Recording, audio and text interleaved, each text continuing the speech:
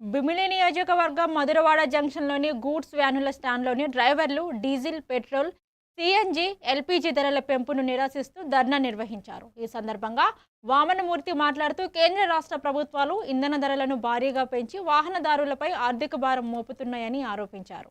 పెంచిన ధరలను వెంటనే రద్దు చేయాలని, డ్రైవర్ల సంక్షేమానికి ప్రత్యేక బోర్డు ఏర్పాటు చేయాలని ఆయన డిమాండ్ చేశారు. జూన్ 9న జరిగే రాష్ట్ర వ్యాప్తంగా రాస్తారోకోను విజయవంతం చేయాలని ఆయన పిలుపునిచ్చారు.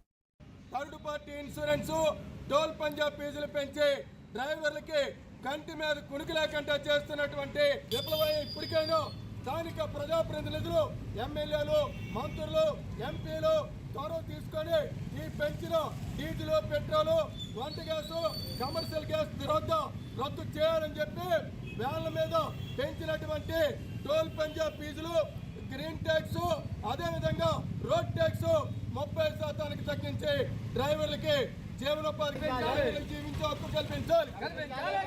డ్రైవర్లకు జీవించే హక్కు కల్పించాలి. డ్రైవర్లకు జీవించే హక్కు కల్పించాలి. మేము మనుషులవే, మమ్మల్ని బతకనివ్వండి. మేము మనుషులవే, మమ్మల్ని బతకనివ్వండి. పెన్షన్, డీజిల్, ఇన్సూరెన్స్ ధరలు రద్దు చేయాలి. పెన్షన్, డీజిల్, పెట్రోల్, వంట గ్యాస్ ధరలు రద్దు చేయాలి.